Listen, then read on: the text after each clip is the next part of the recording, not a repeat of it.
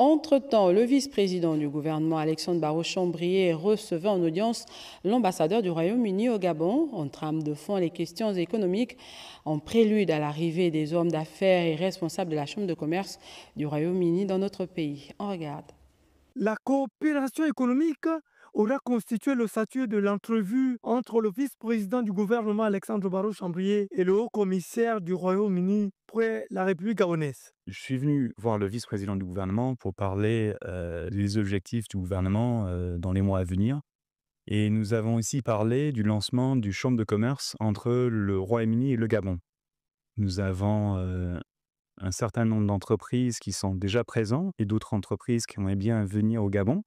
Et on organise une délégation qui vont venir en septembre-octobre pour visiter le Gabon et voir les types d'investissements qu'ils peuvent faire ici. De l'avis du diplomate britannique, les relations bilatérales entre son pays et le Gabon sont multiformes. La coopération entre les deux pays en ce moment, c'est notamment sur le volet de l'environnement, c'est sur le volet économique et c'est sur le volet des liens entre les deux pays. Ça peut être sur les bourses, la langue anglaise et la culture.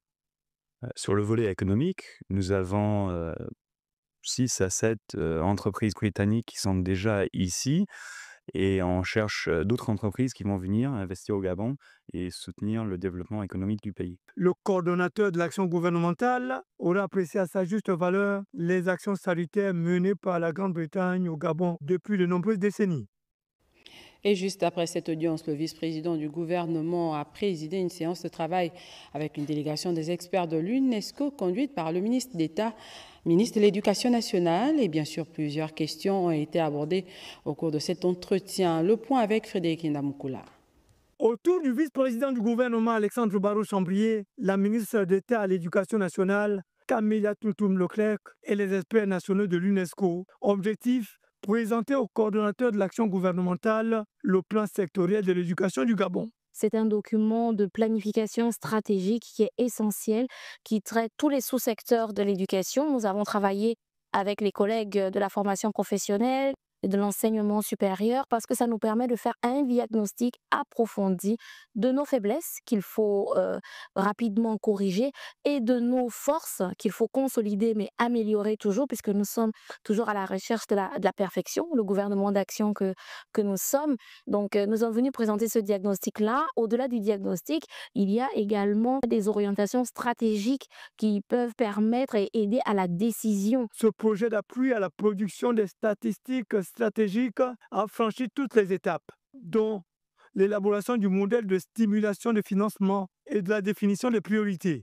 Au-delà de cela également, il y a une évaluation budgétisée de tous les besoins, que ce soit en termes de fonctionnement, que ce soit en termes d'équipement. Nous savons exactement comment répondre aux engagements internationaux que nous avons pris, notamment le respect de l'ODD 4 qui concerne le secteur éducation. C'est vraiment très important pour nous. Et à la fin de tout cela, il y a également un plan de suivi-évaluation.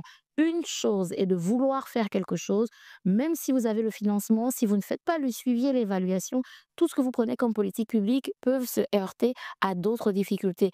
Au fur et à mesure que vous avancez sur un plan, vous pouvez faire des réajustements en fonction du suivi et évaluation. L'autorité gouvernementale a approuvé le document stratégique produit par les experts avant l'endossement de celui-ci par les hautes autorités.